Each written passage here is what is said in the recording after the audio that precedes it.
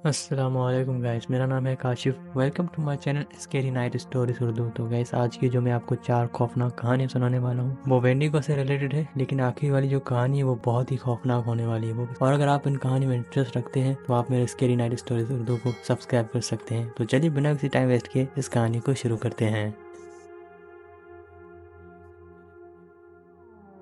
Austin और Jeff दोनों भाई थे और वो दोनों एक दूसरे से बहुत ही प्यार करते थे, लेकिन ऑस्टिन की कार एक्सीडेंट की वजह से उसकी दोनों टांगें चली गई और वो जिंदगी के लिए व्हील चेयर पे आ गया। और इस वजह से ऑस्टिन बहुत ही दुख भरी जिंदगी जी रहा था और अपने आप को देखकर ऑस्टिन को रोना आता था, क्योंकि वो अपनी पुरानी जिंदगी बहुत ही मिस कर रहा था। और ऑस्टिन की ये हालत देखकर जेफ को भी बहुत बुरा लगता था, लेकिन वो अंदर ही अंदर बहुत ही रोता था। और जेफ कभी भी ये अपने भाई को महसूस नहीं करने देता कि उसके दोनों टांगे नहीं है। वो हमेशा अपने भाई को हौसला देता था। और एक दिन जेफ अपने घर आया और जेफ बहुत ही खुश था। ऑस्टिन ने जेफ को बोला, क्या हुआ भैया, आप बहुत ही खुश लग रहे हो। फिर जेफ ने जवाब दिया, अरे हाँ, अब मैं जा रहा हूँ ना दोस्तों के साथ कैंपिंग के लिए। काफी दिन हो चुके हैं कहीं मैं गया नहीं हूँ, इसलिए मैं बहुत ही एक्साइटेड हूँ। जैसे ऑस्टिन ने ये बात सुनी, ऑस्टिन ने कहा, क्या कैंपिंग के लिए जा रहे हो। और ऑस्टिन ने बोला, ठीक है जाओ एंजॉय करो। जेफ ने देखा कि ऑस्टिन का चेहरा उतरा हुआ है, जिसमें से साफ पता चल रहा था कि ऑस्टिन का भी जाने का मन है, लेकिन अपनी हालत देखकर वो बात शेयर नहीं कर रहा था अपने भाई से। फिर जेफ ने कहा, मेरे ख्याल से तुम्हें भी चलना चाहिए, तुम्हें भी काफी दिन में तुम कहीं घूमने नहीं गए हो, चलो मेरे साथ। उसके बाद ऑस्टिन ने बोला, भाई क्या मजाक कर रहे हो, कैंपिंग में तो बहुत दूर तक जाना पड़ता है और उस हालत में मैं कहाँ तक जा सकूंगा। और फिर जेफ ने कहा, अरे किसने कहा कि तुम चल नहीं पाओगे, रुको।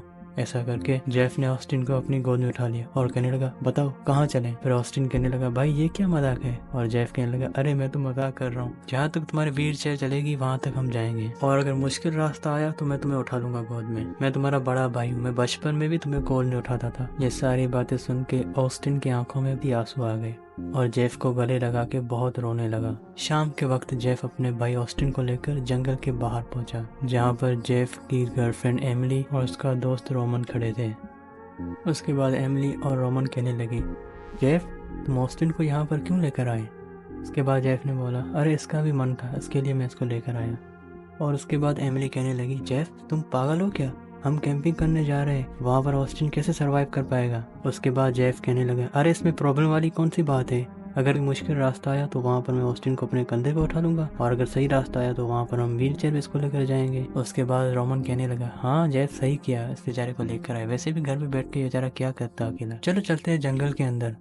उसके बाद वो सभी लोग चले गए जंगल के अंदर। जहाँ जहाँ तक व्हील चेयर जा रही थी वहाँ वहाँ तक वो जा रहे थे, और जहाँ पर खराब रास्ता आता जेफ अपने भाई को कंधे पर उठा के वहाँ से ले जाता। ऐसे ही करते वो रास्ता पार करते आ रहे थे और साथ ही में एंजॉय भी करते आ रहे थे। ऑस्टिन बहुत ही खुश था, लेकिन आगे जो ऑस्टिन के साथ होने वाला था उसके बाद जिंदगी वो कभी कैंपिंग करने की सोचेगा भी नहीं।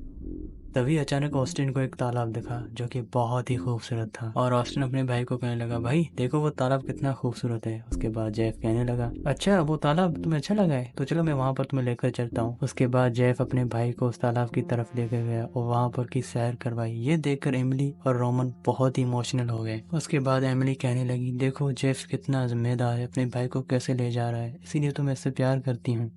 उसके बाद रोमन कहने लगा, हाँ हाँ मुझे पता है, आखिर वो दोस्त किसका है, मेरा ही तो है। उसके बाद वो जंगल में बहुत जगह पे घूमने लगे। घूमते घूमते रात हो गई और उनको एक जगह नजर आई जहाँ पर उन्होंने कैंपिंग लगाने का फैसला किया। कुछ देर बाद उन्होंने बॉन फायर जलाई और वहाँ पर कैंपिंग लगाना शुरू कर दिया। कुछ देर बाद उन्होंने कैंप लगा लिया और वो दिन में बहुत ही घूमे थे, और खाना वगैरह खा के वो सब लोग अपने अपने टेंट में सोने लगे। जेफ और ऑस्टिन एक टेंट में सो रहे थे, रोमन अपने टेंट में सो रहा था और एमिली अपने टेंट में सो रही थी।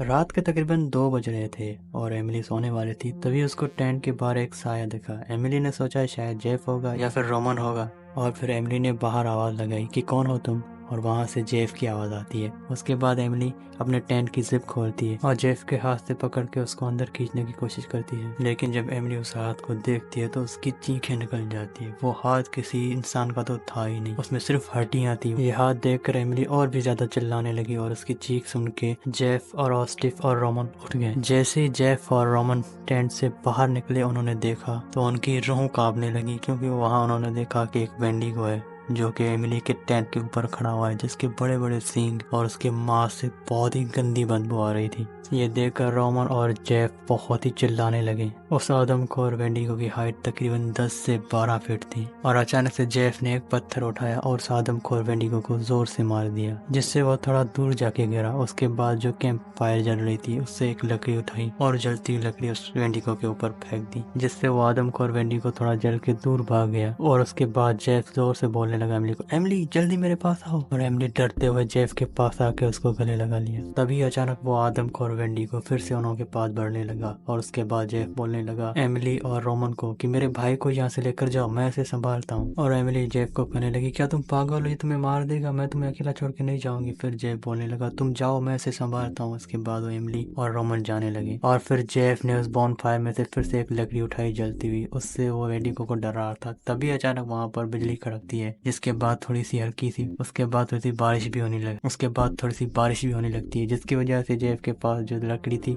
वो भी बुझ गई और फिर वेंडिगो उसके पास बढ़ने लगा। अब बस वेंडिगो हमला करने ही वाला था, तभी वेंडिगो की आंख में एक फ्लेयर गन आके लगती, जिससे वो अंधा होकर भाग जाता है चीखें करते हुए। जैसे ही जेफ आंखें खोलता है और पीछे देखता है कि रोमन खड़ा हुआ है जिसके हाथ में एक फ्लेयर गन है, और ये देखकर जेफ बहुत ही खुश हुआ और भागता हुआ जाके गले मिला रोमन से और रोमन को कहने लगा कि ये फ्लेयर गन तूने कहाँ से लाई। और रोमन कहने लगा कि ये फ्लेयर गन मैं इसलिए लाया था क्योंकि घर में फालतू पड़ी थी, मैंने सोचा कैंपिंग के बाद मैं इसको चला लूंगा और आज ही ये गन मैंने आदमखोर वेंडिगो पे चला ली, इस बात की मुझे बहुत खुशी है। उसके बाद जेफ बोलने लगा कि जल्दी से जल्दी अपने कैंप निकाल, हमें यहाँ से निकलना होगा क्योंकि वो आदमखोर वेंडिगो फिर भी आ सकता है। उसके बाद जेफ वाले वहाँ से अपने कैंप वगैरह निकाल के निकल आया अपने घर।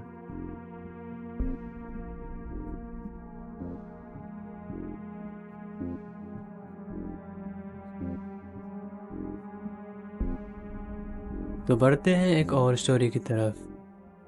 मेरा नाम मैथ है, मैं यूएसए के कैलिफोर्निया का रहने वाला हूँ और ये वाक़या मेरे साथ 2014 में हुआ था। ये वाक़या मेरे और मेरे दोस्त के साथ हुआ था। वो वाक़या आज तक मैं नहीं भूल पाया क्योंकि मुझे यकीन नहीं हो रहा क्या वो सच था या फिर कोई वो ख्वाब। यही मेन रीज़न है जो कि मैं आपको बता नहीं सकता कि मेरे दोस्त ने उस दिन आकर ऐसा क्या देखा। और शायद आप लोग मेरी बात का यकीन ना करें, लेकिन जब इस चीज़ के बारे में रिसर्च की तो मुझे पता चला इस चीज़ के रिलेटेड बहुत सारी स्टोरियाँ जो है वो पड़ी हुई है और मैंने सोचा क्यों ना आपके साथ भी कोई एक स्टोरी शेयर की जाए। लेकिन ये वीडियो आगे बहुत ही हॉरर होने वाली है, प्लीज़ इस वीडियो का आखिर तक देखना। तो ये बात उन दोनों की है जब मेरी वाइफ ने मुझे बोला कि मेरी मम्मी की तबीयत खराब है तो मुझे उनके यहाँ जाना पड़ेगा मेरे बेटे के साथ। और मेरा एक बेटा है जिसका नाम यूसुफ है। मैं भी जाना चाहता था लेकिन मैंने बोला कि वहाँ पर जाके बोर हो जाऊंगा, तो इसलिए मैंने अपनी वाइफ को बोला तुम लोग चले जाओ, अगर किसी काम की ज़रूरत पड़ी तो मुझे कॉल कर लेना। तो मेरी वाइफ ने मुझे बोला तुम तो यहाँ भी बोर हो जाओगे, तो मैंने बोला कोई बात नहीं, मैं यहाँ पर बोर नहीं होऊंगा, तुम भले वहाँ से होकर आओ। और उसके बाद मेरी वाइफ अपनी अम्मी के घर चली गई और कुछ दिन तो ऐसे ही गुजर गए। उसके बाद मेरी वाइफ का कॉल आया, उसने बोला अभी मुझे बहुत टाइम लगेगा, मेरी अम्मी की तबीयत सही नहीं है, तुम अपना ख्याल रखना। ऐसे करके मेरी वाइफ ने कॉल काट दिया और उसके बाद मैं भी सोचने लगा कि यार अब ये दिन पता नहीं कब खत्म हो गया कि मेरी वाइफ वापसी आएगी।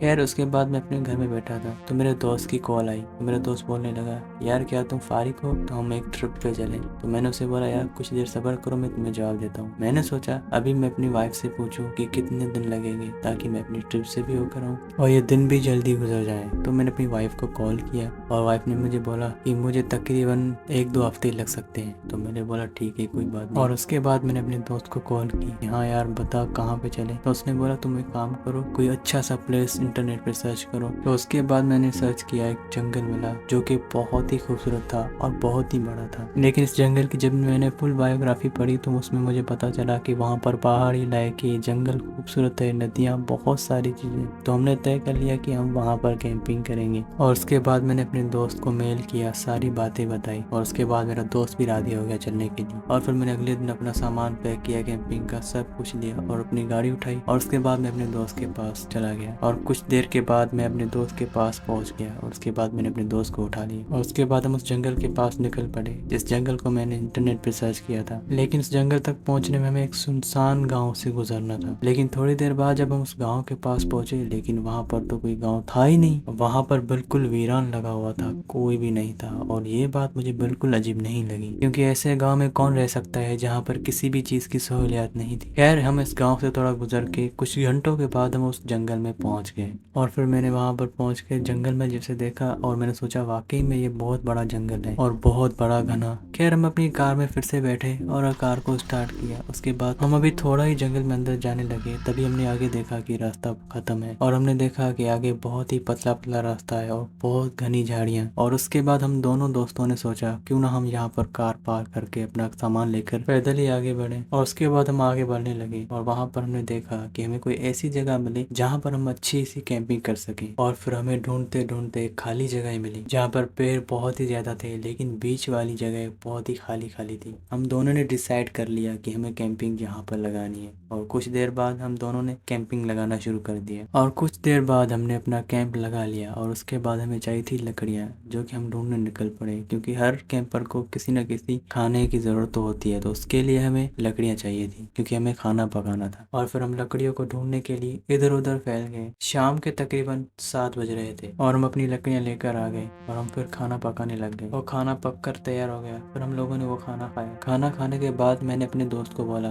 क्यों ना अंदर से राउंड मार के आए जंगल से, लेकिन मेरे दोस्त ने मना किया। उसने बोला नहीं नहीं यार, अभी रात हो रही, कल सुबह घूमेंगे। लेकिन मैंने जिद की, मैंने बोला अभी चले, अभी मजा आएगा क्योंकि रात का टाइम है। और उसके बाद मेरे दोस्त ने बोला ठीक है चलते हैं। फिर हम दोनों दोस्तों ने अपनी फ्लैश लाइट उठाई और अंदर जंगल में जाने लगी। और हमें घूमते हुए अभी 10 ही मिनट हुए होंगे और मेरे दोस्त ने मुझे बोला यार मुझे बहुत तेज टॉयलेट लगा है, मैं टॉयलेट करके आता हूँ। और मेरा दोस्त उसके बाद एक झाड़ी के पीछे टॉयलेट करने के लिए चला गया। और उसके बाद मैं अपनी फ्लैश लाइट लेकर इधर उधर टहलने लगा अपनी फ्लैश के सहारे। ऐसे करते मैं थोड़ा कुछ ज्यादा अंदर चला गया तो मुझे अचानक से कुछ आवाज आने लगी। वो आवाज तो कुछ इस तरह थी जैसे कोई जानवर खाता है। थोड़ी देर बाद मैं फ्लैश लाइट अपनी इधर उधर मारने लगा तो मुझे थोड़ा आगे जाना पड़ा और मैं थोड़ा आगे गया तो उसके बाद जो मैंने देखा मैं अपने लफ्जों में बयान नहीं कर सकता। मैंने देखा एक हिरन जो कि एक मांस को खा रहा था और ये देखकर मैं बहुत ही डर गया। फिर मैंने सोचा कि हिरन तो कभी मांस नहीं खाता, वो तो घास खाता है। तो उसके बाद वो बड़ा होने लगा और ये देखकर मैं बहुत ही डर गया। जब वो थोड़ा ऊपर उठा तो उसको मैंने देखा वो एक दुबला पतला जिसके मांस से बहुत ही गंदी बदबू आ रही थी और उसके मुंह से खून टपक रहा था। बहुत ही हॉरर उसका चेहरा, उसके बड़े से सींग और उसकी इतनी गंदी बदबू आ रही थी। मैंने सोचा अगर मैं यहाँ पर थोड़ी देर ज्यादा रुका तो मेरे लिए सही नहीं होगा। और उसका इतना खौफनाक चेहरा ये देखकर मेरी रूह कांप रही थी। मैंने बोला अभी मुझे यहाँ से निकलना होगा। तभी मैंने अपनी फ्लैश ओपन की और उसके मुंह पे मारने लगा। वो मैंने इसलिए मारी ताकि वो भाग जाए, लेकिन वो तेजी से मेरी तरफ आने लगा और फिर मैं पिछली साइड भागने लगा। वो क्रिएचर मेरे पीछे दौड़ता आ रहा था। मुझे अपनी जान बचानी थी और मैं तेजी से भागता जा रहा था। अचानक से एक पेड़ की टहनी आई तो उससे टकरा कर मैं नीचे गिर गया। वो क्रिएचर अब मेरे सामने था, वो मेरे पास आ रहा था। उसका खौफनाक चेहरा मैंने देखा जिसकी लाल पीली आंखें थी और उसका सड़ा हुआ मांस, उसके बड़े से सींग। और मैंने सोचा शायद आज मैं मरने वाला हूँ क्योंकि वो जीव मेरे ऊपर ही खड़ा था। तभी उस क्रिएचर के वो लंबे हाथ आहिस्ता से मेरे ऊपर आ रहे थे। तभी अचानक से मुझे एक गोली की आवाज आई जो कि सीधी गोली वो आके उस क्रिएचर को लगी, जिससे वो खौफनाक चीखे करते हुआ जंगल के अंदर भाग गया। और तभी मैंने पीछे मुड़ के देखा तो एक हंटर था जो कि किस शिकार की वजह से यहाँ आया था और उसने मेरी जान बचाई। और फिर मैं उसके पास भागने लगा तो देखा कि मेरा दोस्त भी उसके साथ ही। और जब मैं उस हंटर के पास गया जिसका नाम डेविड, उसने बोला आप इस रात को यहाँ पर क्या कर रहे हो? तो मैंने उससे बोला कि हम यहाँ पर कैंपिंग के लिए आए थे। फिर हमें डेविड सर ने बोला कि जितना जल्दी हो सके यहाँ से निकल लो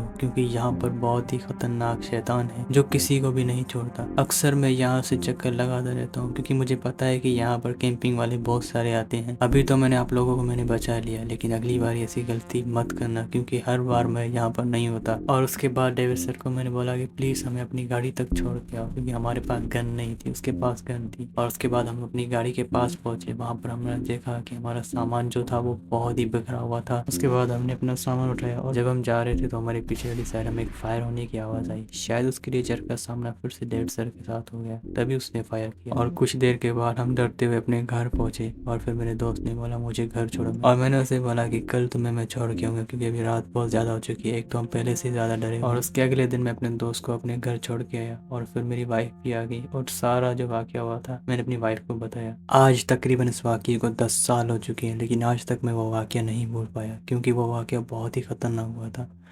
मैं उस क्रिएचर के हाथ से पता नहीं कैसे बचा और पता नहीं वो कहाँ से हंटर आया जिसने मुझे बचाया। तो बढ़ते हैं एक और स्टोरी की तरफ।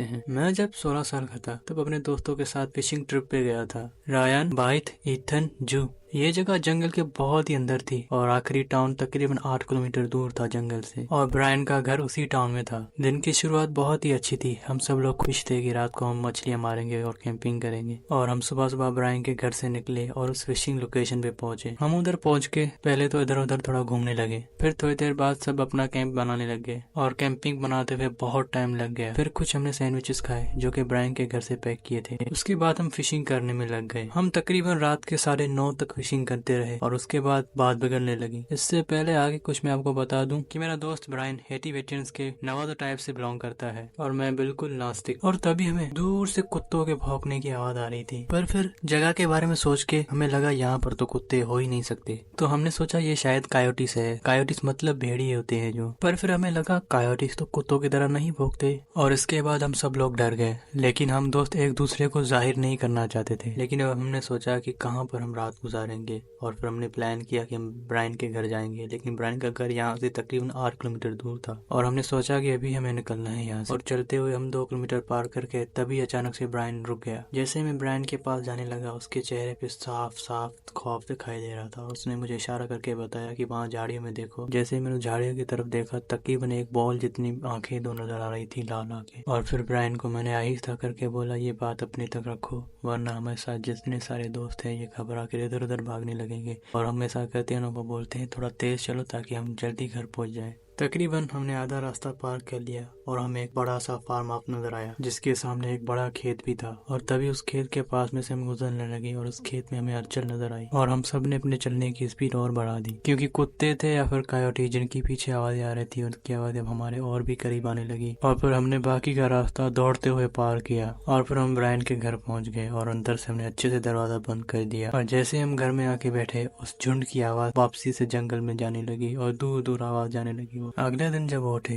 तो ये बात ब्रायन के दादाजी को बताई। शुक्र करो कि तुम लोग बच गए, क्योंकि अगर तुम लोग सच बोल रहे हो तो आपके पीछे एक वेंडी को पड़ा था, क्योंकि ब्रायन के पास ये ब्लेस्ड लॉकेट था, तभी आप लोग बच गए हो। ब्रायन के दादा ने जो बात कहनी थी सो तो कह दी, लेकिन मैंने जो अपनी आंखों से देखा वो मुझे यकीन नहीं हो रहा कि वो मैंने क्या देखा, क्या हुआ उस रात। मुझे कुछ भी समझ नहीं आ रहा था कि वो कौन सी चीज थी जिसकी बड़ी लाल आंखें थी। तो गैस, कैसी लगी आपको ये स्टोरी? बढ़ते हैं एक और स्टोरी के पास। मेरी फैमिली ने एक हाल ही में ज़मीन खरीदी जो कि एक पहाड़ी इलाकों में थी, जिसके अंदर जंगल और पेड़ ज़्यादा हो चुके थे, क्योंकि वो ज़मीन मेरे पापा को बहुत सस्ते में मिली थी और उसे एक चीज़ की फ़िक्र थी, जंगल काटना था, वहाँ पर घर बनाने थे और पैसा भी लगना था, दोनों चीज़ें लगनी थी। और हमें शायद इसलिए शक नहीं हुआ क्योंकि उसके पुराने मालिक ने ये ज़मीन हमें सस्ते दाम में बेच दी। और उसके बाद हम अपना ट्रेलर लेके वहाँ आ गए और हम सब घर वालों ने ये फैसला किया कि जब तक हमारा घर बनेगा तब तक हम ट्रेलर में रहेंगे। और फिर हमारे घर का काम धीरे धीरे होने लगा और एक दिन मैं और मेरे पापा हम अपने ट्रेलर के आगे आग जलाकर बैठे थे। तभी हमें एक भौंकने की आवाज़ आई, लेकिन ऐसी आवाज़ मैंने और मेरे पापा ने कभी नहीं सुनी थी। और मैं दूर से देखा कुछ जंगल में चल रहा है और बहुत ही लंबा और बहुत ही दुबला पतला। उसकी हाइट तकरीबन 8 से 9 फीट थी, लेकिन उसके जिस्म में जैसे मांस था ही नहीं। और वो हमें दूर से ही घुर्राने लगा, लेकिन वो हमारी ज़मीन पार ही नहीं कर पा रहा था। और फिर पापा उठे, उसने बोला, डरो मत, चलो सोते हैं, बहुत देर हो चुकी है। मैं इतनी ठंड में सारा पसीना पसीना हो गया और मेरे पापा को जैसे उस चीज़ की परवाह ही नहीं थी। ये बात मुझे समझ नहीं आई। और फिर हम दोनों उठकर अपने टेलर के अंदर चले गए और फिर मैंने सोते हुए अपने पापा से पूछा कि वो चीज़ कौन सी थी। तो मेरे पापा बोलने लगे, बेटा, जब ये ज़मीन में ले रहा था इतने सस्ते दाम में, तो मैंने लोगों से आसपास से पूछा कि ज़मीन इतनी सस्ती क्यों मिल रही है। तो उन्होंने बताया कि यहाँ पर एक वेंडिगो नाम का शैतान जो कि इस ज़मीन के आसपास घूमता रहता है। तो फिर मैंने फादर से बात की, वो फादर को बुलवाया ज़मीन पर, तो यहाँ पर झाड़ फूक करवाई और उसके बाद वो शैतान इस ज़मीन के अंदर पैर रख नहीं पाता। तभी मैं आपको बोलता हूँ कि कुछ भी हो जाए, इस ज़मीन के बाहर पैर मत रखना और तुम डरो मत, वो शैतान अंदर कभी नहीं आएगा। और ये कहते हुए पापा मुस्कुराए और बोलने लगे और पापा ने कहा कि अब हमें डरने की कोई ज़रूरत नहीं, क्योंकि मैं अब फिर से फादर को बुलाऊंगा यहाँ पे और ज़मीन पे अपनी झाड़ फूक करवाऊंगा ताकि किसी भी आदमी का शैतान के साथ सामना ना हो। फिर हमारे घर फादर आए जो कि हमारे साथ 1 हफ्ते तक रहा और फिर फादर ने हमारे पूरी ज़मीन को ब्लेस्ड करके फिर वहाँ से चला गया। 18 साल हो चुके हैं आज इस बात को। आज तक मैंने वो वेंडिगो नहीं देखा, ना ही हमारी ज़मीन में से किसी का सामना उसके साथ हुआ है। तो बढ़ते हैं एक और स्टोरी के पास। मेरी पढ़ाई न्यूयॉर्क में हुई और मेरी पैदाइश भी न्यूयॉर्क में हुई। और मैं अपने टाउन का नाम तो नहीं बता सकता, लेकिन हमारा टाउन बहुत ही खूबसूरत था, बहुत ही अच्छा था। चारों तरफ से जंगल और बहुत बड़े पहाड़। मुझे हमेशा से ये लगता था कि हमारे टाउन में सुपर नेचुरल एनर्जी का बहुत लगाव है, अच्छी और बुरी दोनों। लोग बहुत बार ऐसी बातें करते थे, और हाँ, ऐसे लोग भी थे जो उन बातों को इनकार कर देते थे, लेकिन ऐसी बातें हमेशा से सुनाई देती थी। ये वाकया तब का है जब मैं 19 साल का था, मतलब आज से 13 साल पहले। मेरे पास कार या बाइक नहीं थी और हमारा टाउन भी बहुत छोटा था, तो मैं अपने काम सारे पैदल किया करता था, क्योंकि इससे मेरी सेहत भी बनी रहती थी। रात को टाउन से बाहर जाना, छोटे रास्तों से जाना, छोटे जंगलों से जाना, ये मेरे लिए अब आम बात हो चुकी थी। यहाँ की खामोशी और खौफनाक रास्ते और हल्की लाइटें, इन सब की मुझे आदत हो चुकी थी। इस रात को मैं अकेला नहीं था, मेरी दोस्त भी मेरे साथ थी। रात के तकरीबन 11 बजे मैं अपनी दोस्त को घर छोड़ने जा रहा था। हम दोनों पैदल जा रहे थे। उसका घर एक छोटे से पहाड़ के ऊपर था, लेकिन उसके घर के रोड पर हमेशा कम लाइट रहती थी और सारे घर बहुत दूरी पे बने हुए थे। आप ये समझे तकरीबन 300 से 200 मीटर का फासला। हम उसके घर से तकरीबन 600 या 700 मीटर दूर होंगे। और चलते हुए हमारी बाईं तरफ एक घर आया, लेकिन इस घर में कोई नहीं रहता था। हमें पता था कि टाउन के लड़के शराब पीने या फिर किसी मस्ती वगैरह करने के लिए यहाँ पर आते हैं। जिस घर में हम पहुंचे थे, इस घर के बारे में हमें बहुत सारे लोगों ने बोला कि ये घर बहुत हॉन्टेड है, लेकिन हम अभी फर्स्ट टाइम आए थे यहाँ पर। घर की हालत बहुत ही खराब थी। तकरीबन चारों तरफ से बहुत बड़े घने पेड़ थे और घर की हालत अंदर से बहुत ही गंदी थी। लेकिन इस घर को मैंने पता नहीं कितने 100 बार पार किया हुआ, लेकिन आज मुझे एक अजीब सी फीलिंग आ रही थी इस घर से। फिर मैं रुक के ध्यान से घर के पीछे देखने लगा। मैं रुक गया था और वो आगे निकल चुकी थी, और फिर रुक कर उसने मेरी तरफ देखा और उसने पूछने से पहले ही उसका ध्यान उसी तरफ गया जिस तरफ मेरा ध्यान था। हमने पेड़ों के पीछे एक बहुत बड़ा साया देखा। उसकी हाइट तकरीबन 10 से 9 फीट होगी और ये साया कुछ झुक के नीचे खा रहा था, लेकिन हमें लगा कोई शेर होगा या कोई भालू। और वो अचानक से खाते खाते रुक गया, जैसे उसे पता चल गया हो कि यहाँ पर कोई आया है। और जैसे उसने अपना सर ऊपर उठाया और सीधा मेरी आंखों में देखने लगा, और फिर मैंने उसके चेहरे में देखा, लेकिन ऐसा चेहरा मैंने जिंदगी में पहली बार देखा था। और उसके बड़े सींग भी थे और इसका मुंह एक हिरन जैसा था, लेकिन बहुत ही खौफनाक था। लेकिन इसके हाथ और पैर एकदम इंसान की तरह थे, लेकिन ये बहुत दुबला और पतला था, जिसके जिस्म पे एक मांस भी नहीं था, जैसे उसने सालों तक कुछ खाया ही ना हो। और फिर जैसे उसने मुझे देखा, एकदम से उसने छलांग दी और फिर पीछे वाले झाड़ियों में भागता हुआ अंदर चला गया जंगल के। उसके सींगों की और झाड़ियों से टकराने की आवाज आ रही थी और उसके भागने की आवाजें आज भी मुझे डराती है। और फिर मेरे पास एक आर्मी नाइफ था। मैं और मेरी दोस्त उसके पीछे भागने लगे और वो बड़े बड़े पेड़ों को तोड़ता हुआ भागता जा रहा था। उसकी आवाजें हम सुन सकते थे, लेकिन अच्छी बात ये थी पेड़ों के टकराने की आवाज, और वो बहुत ही दूर होती जा रही। इसका मतलब ये और भी जंगलों के अंदर जा रहा था। हमने जिंदगी में तकरीबन 600 मीटर का खौफनाक सफर किया और मेरी दोस्त के घर पहुंच गए। और उसके बाद मैं वापसी जाने लगा, लेकिन मेरी दोस्त ने मुझे रोक दिया। उसने बोला आज मत जाओ, कल सुबह चले जाना। फिर मैंने सोने की कोशिश की, मुझे नींद नहीं आ रही थी। फिर मैंने अपना मोबाइल निकाला और इस चीज़ के बारे में इंटरनेट पे झांकने लगा कि ये चीज़ क्या है। मैंने इंटरनेट पूरी छान मारी और मुझे एक चीज़ दिखी जिसका नाम बेंडिगो था। ये क्रिएचर था जो बिल्कुल ही वैसा था जैसा मैंने देखा था। उसके बड़े सींग थे, बड़ी लाल पीली आंखें और बड़े हाथ, बिल्कुल इंसान की तरह। और फिर कल सुबह हम अपने टाउन गए और हमने अपने दोस्तों को बताया कि हमारे साथ ये वाकया हुआ, लेकिन वो हमारा मजाक उड़ाने लगे, सब लोग हंसने लगे। और उस रात के बाद हमारे साथ ऐसा तो कुछ नहीं हुआ, लेकिन हम वो वाकया सोचकर बहुत ही डर जाते हैं। दोस्तों, ये जो आपको मैं कहानी सुनाने वाला हूँ ये स्किन वर्कर से रिलेटेड है। ये कहानी बहुत ही क्रीपी होने वाली है। मेरा नाम ग्रेस है और मुझे प्यार से लोग ग्री बोलते हैं। मुझे बचपन से वेस्टर्न मूवीज़ का शौक है और सबसे ज़्यादा मेरी फेवरेट मूवियों से एक ही है जो कि मैं स्किन वॉकर्स की हर रिलेटेड मूवी देखता हूँ, हर कहानी देखता हूँ। और अमेरिका में ये काफ़ी फेमस मॉन्स्टर है। ये बहुत ही खतरनाक मॉन्स्टर होता है। इसमें इतनी ताकत है, ये छलावे की तरह रूप भी बदल सकता है। वैसे छलावे में और स्किन वर्कर में कोई फ़र्क नहीं। जैसे छलावा अपना रूप बदल के इंसानों का शिकार करता है, वैसे ही स्किन वर्कर भी अपना रूप बदल के इंसान का शिकार करता है, जिसमें बहुत सारे फंस भी जाते हैं। खैर, अब मैं आपको अपना वाक़या सुनाता हूँ।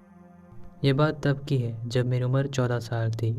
मुझे फ़िशिंग करना सीखना था जो कि मेरे बड़े भाई को आती थी, इसलिए मैंने अपने बड़े भाई को बोला कि मुझे फ़िशिंग करवाना सिखाओ। और मेरे बड़े भाई ने मुझे बोला ठीक है हम कैंपिंग करेंगे लेकिन कुछ दिन के बाद चलेंगे किसी संडे पे। तो 3 दिन मेरे भाई ने कैंपिंग की प्लानिंग की। इस बात से मुझे बहुत ही खुशी हुई क्योंकि मुझे फ़िशिंग सीखने का भी मौका मिला और कैंपिंग करने का भी मौका मिला। कुछ दिन के बाद मेरे भाई ने मुझे बोला कैंपिंग का सारा सामान पैक करो, हम चलते हैं कैंपिंग के लिए। ये बात सुन के मैं बहुत ही खुश हुआ। मैं और मेरे भाई अपना सामान कैंपिंग का लेकर हमारे गांव की पास की पहाड़ियों पर निकल पड़े। थोड़ी देर रास्ते में चलने के बाद मेरे भाई के दोस्त मिले। उन्होंने बोला हम भी कैंपिंग के लिए चलते हैं। तो मेरे भाई ने बोला कोई मसला नहीं, हमारे साथ बैठ जाओ।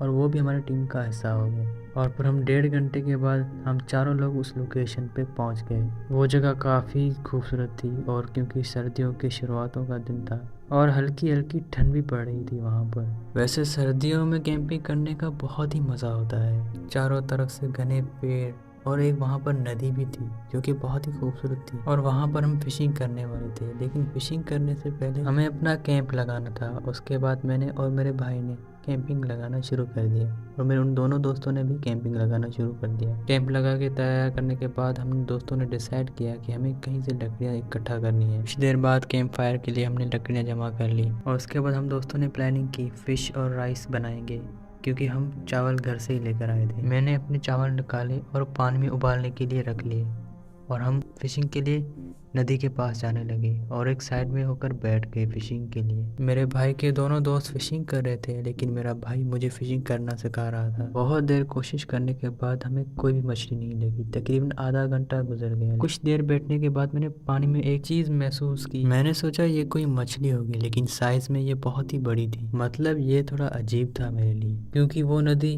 न ज़्यादा बड़ी थी न ज़्यादा गहरी थी, लेकिन वो फिर कौन सी चीज़ थी इतनी बड़ी जो इस पानी में चल रही। मैं एकदम से उठा और जोर से चिल्लाने लगा। मैंने अपने भाई को बोला वो देखो पानी में क्या चीज़ है वो। मेरे ये कहते ही सब उस पानी में देखने लगे लेकिन पानी में कुछ भी नहीं था। फिर मेरे भाई ने मुझे बोला कि मछली इतनी आसानी से थोड़ी ना मिलती है और वो मेरे ऊपर हंसने लगे और लोगों ने मुझे बोला कि यहीं पर बैठते हुए शायद तूने कोई बुरा सपना देख लिया। और मैंने भी सोचा क्या पता ये शायद मैंने सपना ही देख लिया। और मेरे भाई ने हंसते हुए बोला तुम यहीं पर रुको, मैं चावल देख कर आता हूँ कहीं वो जल ना जाए। मुझे काफ़ी अजीब लगा क्योंकि शायद मैं सोया नहीं था, इसीलिए मुझे वहम हो रहा था। थोड़ी देर बाद मेरा भाई आया और वो हमें कहने लगा कि चावल उबल गए हैं, मछलियाँ मिली कि नहीं। और हम सभी ने ना में जवाब दिया। उसके बाद मेरा भाई भी हमारे साथ आकर फिर से फिशिंग करने लग गया। कुछ देर मेहनत करने के बाद हमने कुछ मछलियाँ पकड़ी। उसके बाद हम कैंपिंग के पास लेकर भूनने के लिए ले गए। उस टाइम पे शाम हो रही थी और लकड़ियाँ हमने काफ़ी आग में डाल दी थी ताकि आसपास थोड़ा उजाला हो सके। वैसे हमने अपने साथ टॉर्च भी लाई थी। खैर कुछ देर बाद हमने चावल तो उबाल लिए थे लेकिन मछलियाँ भी उबल रही थी। और कुछ देर के लिए हम चारों उस आग के आगे आके बैठ गए क्योंकि वहाँ पर काफ़ी ज़्यादा ठंड थी और कैंप फायर से हमें बहुत ही गर्मी मिल रही थी और वहाँ पर काफ़ी ज़्यादा अंधेरा था। और कुछ देर बाद मेरा भाई बोलने लगा कि यहाँ जिस जगह पर हम बैठे हैं कि ये जगह बहुत ही हॉन्टेड है क्योंकि कहा जाता है कि यहाँ पर एक बहुत खतरनाक शैतान रहता है जो लोगों को उकसा कर अपने पास बुलाकर मार देता है। ये बात सुनकर मेरे भाई के दोनों दोस्त हंसने लगे और उनके साथ मेरा भाई भी हंसने लगा था, लेकिन मैं चुप था। इसलिए नहीं कि मैं डर गया था, मैं थक गया था। पर एक बात मैंने गौर की कि जब से हम यहाँ पर आए हैं मुझे किसी के होने का यहाँ पर एहसास हो रहा है। ऐसा नहीं कि हम 4 लोग थे, हमारे अलावा भी वहाँ पर कोई था। खैर कुछ देर बाद हमारा खाना पककर तैयार हो गया और हमने खाया और खाना खा के हम अपने अपने टेंट में चले गए सोने के लिए। रात के तकरीबन 2 बज रहे थे और मुझे टॉयलेट जाना था। मैंने अपने टेंट की जिप खोली और मैं बाहर आ गया, लेकिन हमने जो कैंप फायर जलाई थी वो बुझकर राख हो गई थी। लेकिन मेरे पास अपनी टॉर्च थी जो मैंने जलाई और पास में जाके टॉयलेट करने लगा। मैं जहाँ पर टॉयलेट कर रहा था वो उस तालाब से यानी उस नदी से थोड़ा ही दूर होगी। जब मैं टॉयलेट कर रहा था तो उस तालाब में मैंने कुछ हलचल देखी और मैंने अपनी टॉर्च ओपन की और उस नदी में टॉर्च मारने लगा कि आखिर ये कौन सी चीज़ है जो इस वक्त नदी में इतनी आवाज़ कर रही है। मैं थोड़ा आगे गया और मैंने देखा कि पानी में कोई था जो डूब रहा था वहाँ पर और बार बार अपने हाथ पानी के अंदर बाहर कर रहा था। मैंने जब उन हाथों पर टॉर्च लगाई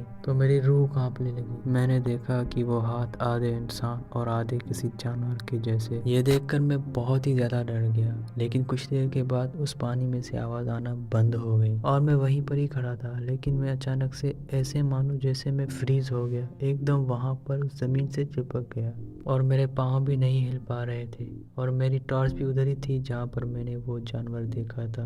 कुछ देर बाद मैंने वहाँ उस नदी से देखा एक हिरन का सर उस पानी से बाहर निकल रहा था और वो धीरे धीरे बाहर आ रहा था और काफ़ी लंबा था।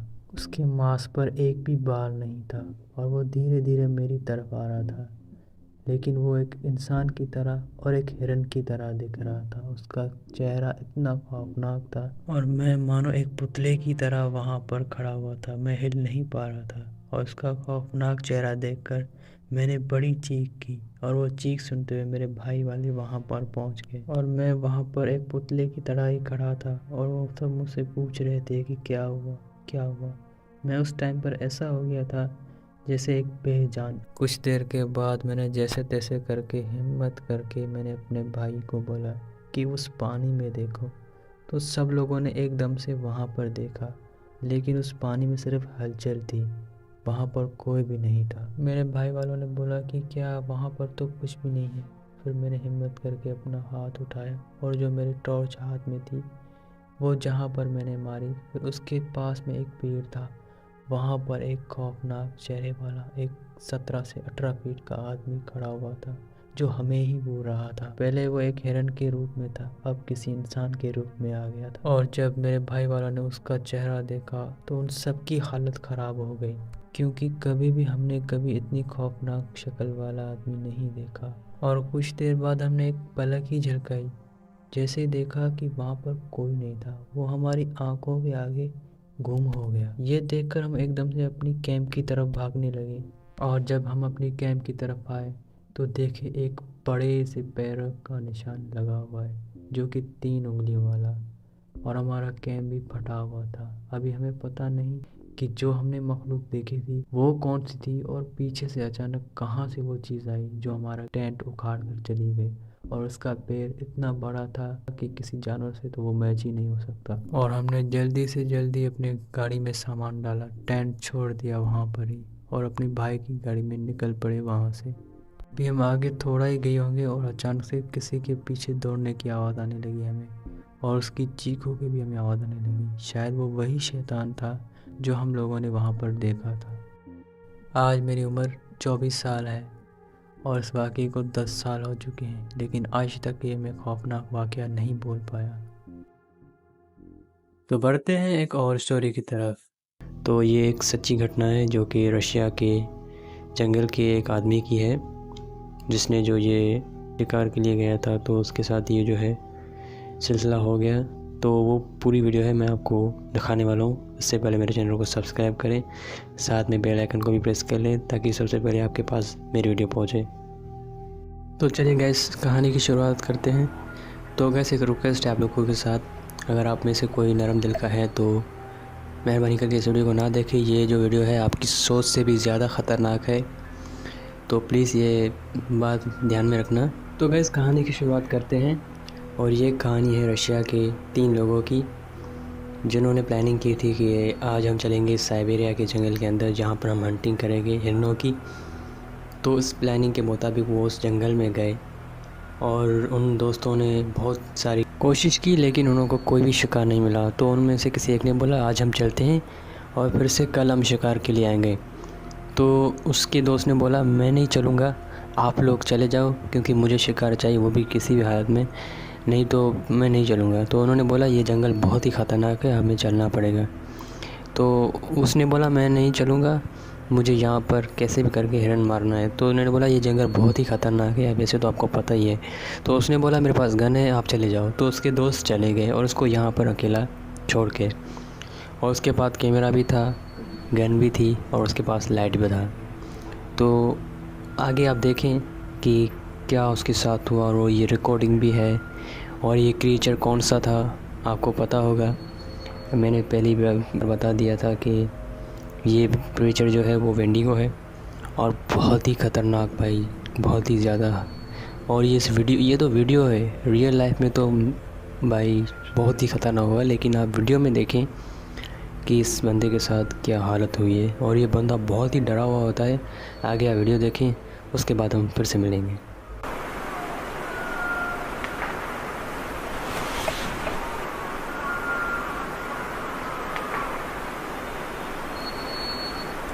Твою мать.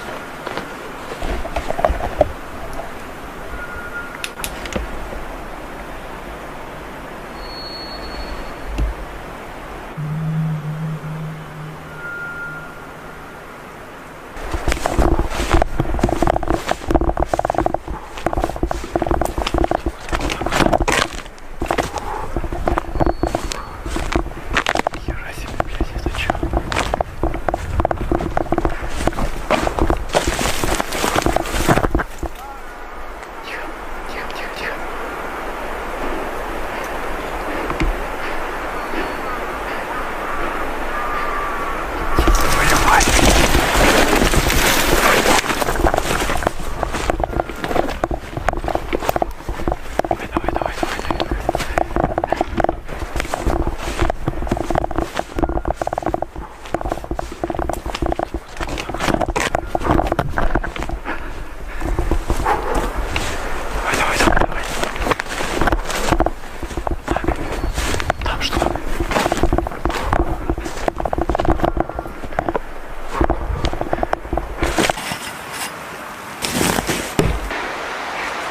Там тоже бурелом.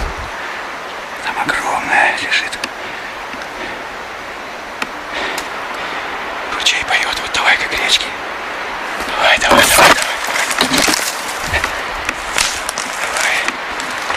Давай, брат. Брат лихой.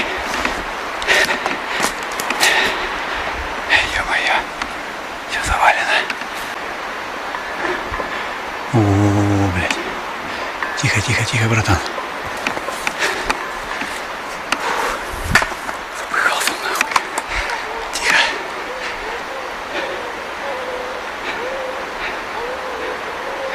Вот там где-то, блядь. А ну-ка, пошли. Пошли, блядь. Залазь аккуратно.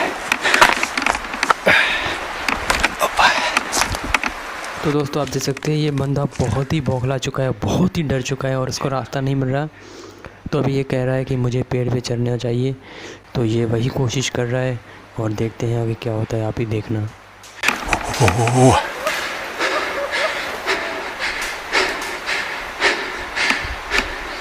Ты чё, блядь?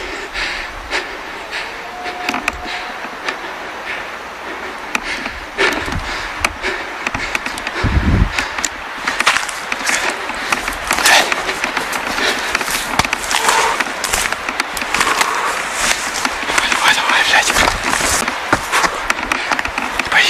Не боись. Тихо, осторожно.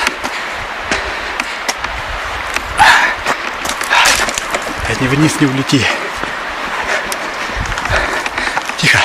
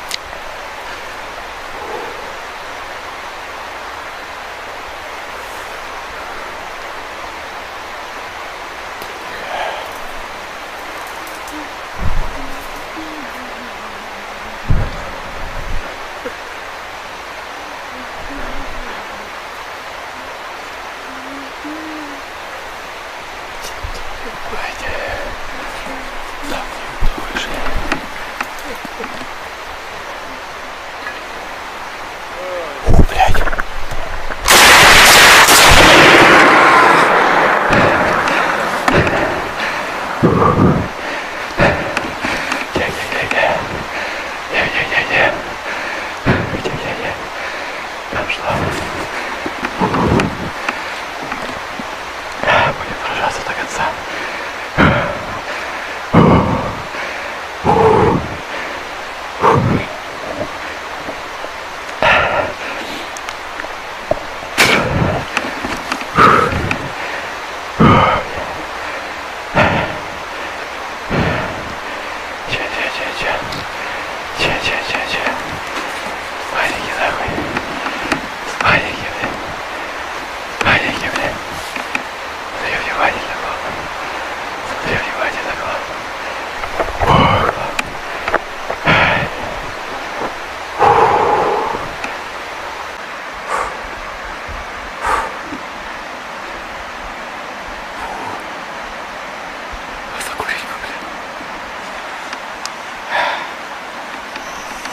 तो दोस्तों आपने देखा उसने कितनी हिम्मत करके उस चीज़ को भगाया, और वो बहुत ही ख़तरनाक चीज़ थी गाइस, बहुत ही ख़तरनाक। आप सोचो अगर आप उसकी जगह पे होते तो कितना डर लगता भाई। इस बंदे को तो सैल्यूट है। और चीज़ जो वो थी वो आपको पता ही होगा, वेंडिगो नाम की चीज़ है। अगर उसके पास गन ना होती तो शायद वो भी ना होता। तो आई होप कि आज की वीडियो आपको पसंद आएगी। पसंद है तो उसको शेयर करना और साथ में चैनल को भी सब्सक्राइब करना, और मज़ीद ऐसी और वीडियोस चाहते हो तो कमेंट में राय करना।